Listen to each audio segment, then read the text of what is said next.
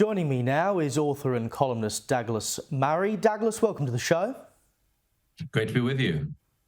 Now, help us clear up this transatlantic stoush between the host of The Daily Show, Trevor Noah, and pretty much the entire United Kingdom, because he's labelled the country racist after a flying visit to see how Rishi Sunak would go down as the country's first PM of Indian ethnicity, and of course the great Piers Morgan jumped in to defend his honour of the Brits.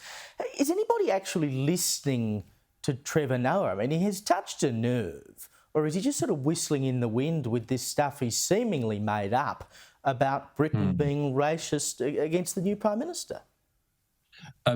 Trevor Noah is watched by ever fewer people. When The Daily Show was at its peak, when Jon Stewart was hosting it, it drew in millions of viewers a night. Now it's a few 100,000. And Trevor Noah is going to stand down from the show quite soon, having tanked the show on his watch. He's an incredibly unfunny figure, and he's fallen prey to that thing a lot of American so-called late-night comedians do, which is that they turn from being comedians to commentators, and then from commentators to sort of sermonizers.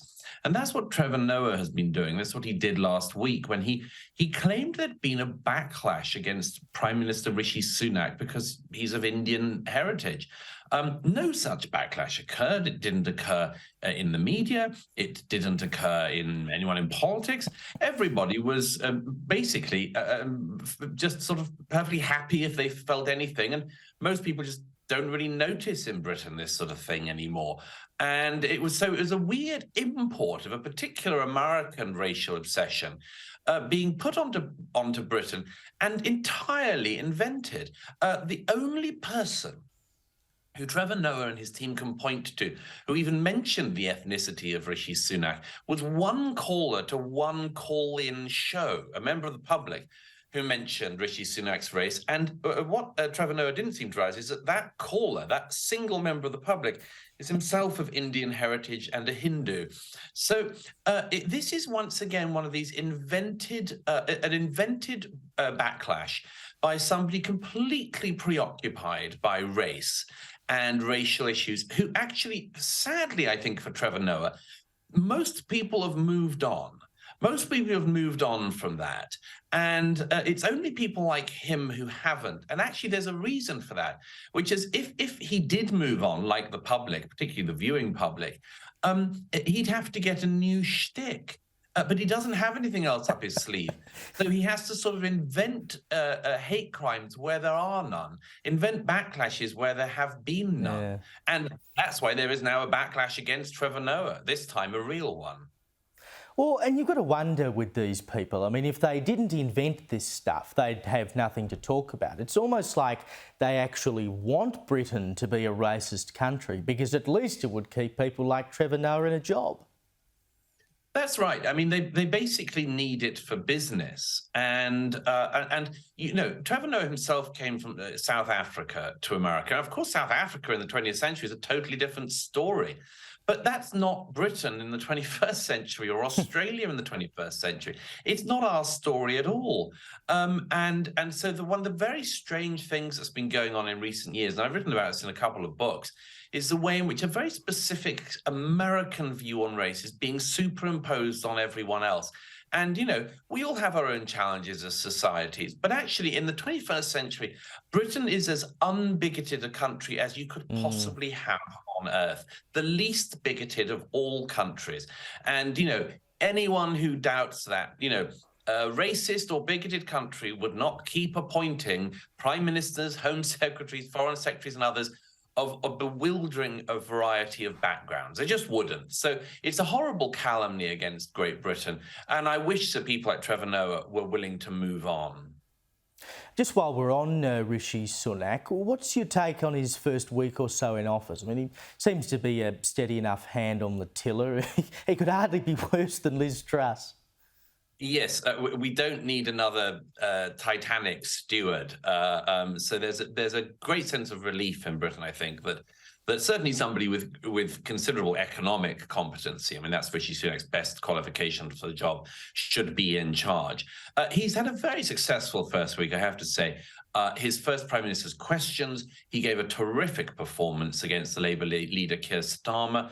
And I think we got a preview of what will be one of the Conservatives' attack lines for the next couple of years leading up to the next election, which is Keir Starmer and Labour understandably want to present themselves as centrists against this, incompetent right-wing Conservative government. And they've got something there for sure. They've got a pretty good attack line themselves of Labour. But Rishi Sunak came back twice against Starmer and said, let's not forget, you were trying to put Jeremy Corbyn into power only a couple of years ago. So let's not listen to you. I think that's a very successful attack line for the Conservatives. Yeah. It is devastating, the fact that people like Starmer, who present themselves as moderates, wanted to put the most radical and extremist politician of our era into Downing Street. Now we'll switch over to the US now. Elon Musk has only just taken over Twitter, but he's already having to deny that he's laying staff off early to avoid paying them the compensation they're due. But overall, this clean out, I mean, is it because of stuff like that, or is he actually cleaning the place up? What do you think of his first couple of days running the show? I'm hoping he's hosing down these Augean stables. I hope he's disinfecting the whole place. I suspect that there are about as many people as I could count on two hands who should be staying at Twitter after the Musk takeover. Twitter has, in recent years, as I've said to our friend Rita before, Twitter has moved from being the sort of convening place for the town square to the censor of the town square. And it's not been very good at it, apart from the fact that it's, of course, ideologically been highly motivated against the political right. It's also done all sorts of things like the shadow banning, the placing of a hand on the levers behind the scenes to stop conservative commentators and others being listened to or being able to get their voice out. All of these dirty tricks are going to become plain in the coming days and weeks. And I suspect you, like I, have noticed there's already a change on the platform of followers counts going up again. So the muting that was going on has obviously ceased to some extent. I think Musk has a very serious job ahead of him to not just fire people but replace them with good people. But it's very necessary it happens. For the health of democracy, the public square cannot be policed by incompetent dogmatists. No, and he's at least got a good sense of humour about it all too. I saw a tweet from him today saying that he has no idea who the CEO of Twitter is because he's the chief twit. Now, we've only got a minute here, but the midterms are in racing parlance, approaching the final furlong, and Joe Biden is trying to keep a bit of a low profile, isn't he? I mean, unfortunately, as the president, he's called upon to do the odd thing, which he usually fluffs. But is this invisibility tactic working, Douglas? Well, we'll see. Both sides are fairly bullish ahead of the midterms, and you can understand why. It's going to really matter, this election. All elections in America matter. Obviously, it's the world's most dynamic economy. It's the world's most important superpower. But if the Republicans give a good showing and take control of the Senate, then the last 2 years of Biden's presidency will be a mess for him. And I would have thought whoever gets the midterms basically has got the next presidential in the bag as well. So it's a very important election.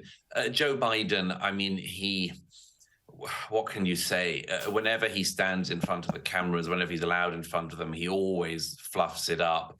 The only thing to be said in his favor is that his deputy, the vice president, is even worse. But yes, I think keeping President Biden away from the cameras is a pretty good strategy. Remember that in one of the races in the US, the race which in Michigan, there's a man who, the Democrat is a man who recently suffered a terrible stroke and really can't speak. He did a debate last week where he demonstrated just how incapable he was. And the best thing his team could do was to say afterwards, well, he didn't do badly for a stroke victim. I know. So I'm afraid that the level of American politics is extremely low. It's hopeless. It is absolutely hopeless. Douglas Murray, thank you for your time. It's a great pleasure.